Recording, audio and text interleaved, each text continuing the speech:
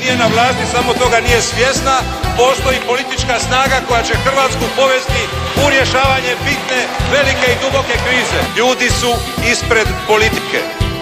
Za nas politika znači služiti Hrvatskoj, služiti ljudima, služiti svima u Hrvatskoj da nam bude bolje. Nismo bili vrijedni dok su drugi pucali, krali smo i noću dok su oni sanjali, jer ništa neće doći od samoga sna, samo teškom pljačkom onog koji zna. A gde se zna, a gde se zna, pokrali smo Hrvatsku i sad nastavljamo da nama bude bolje, mi se trudimo. Prodali smo sva imanja naših djedova, a to može samo onaj koji zna. A gde se zna, a gde se zna, a gde se zna, zna se ko zna. Naša stranka ima moć tsunamija, sve što vrijedilo je sad je uništila. Jašući na puku, na put je krenula, jer rade se zna, a gde se zna. I kredite, hvala Bogu, nam ostvarila, čitav svijet se smije toj hrpi dugova. U Evropu neće zemlja Hrvatska, rasprodana i pokradena. Ovu jamstvenu karticu smo podijelili u više od 1.200.000 primjeraka. Iza ove jamstvene kartice stojimo i to što smo u njoj napisali, što smo u njoj jamčili, to ćemo i ostvariti do kraja mandata.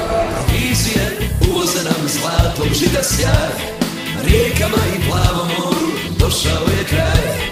Ništa nije na akciji kao Hrvatska, neki ju prodaju po cijene onaj koji zna.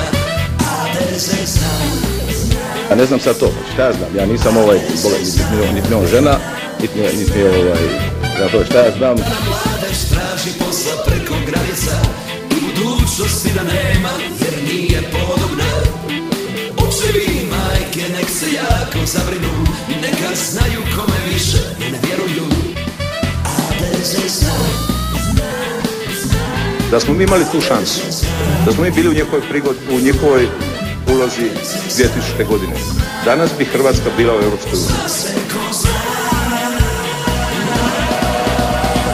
Naša stranka ima moć tsunamija, sve što vrijedilo je sad je uništila.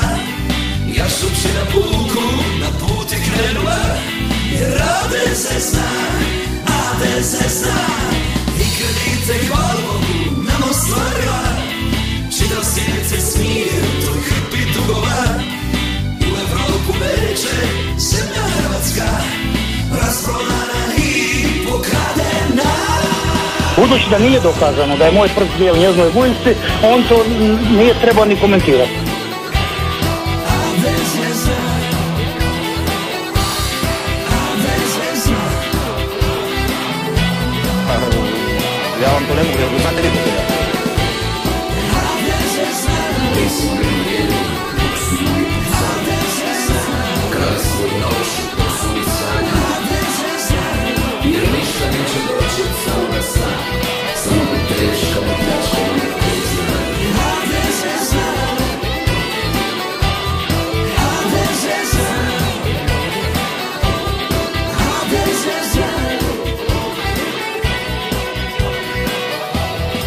Budite sigurni, HDZ će izaći sa najjačom momčadi i pobijedit ćemo na izborima.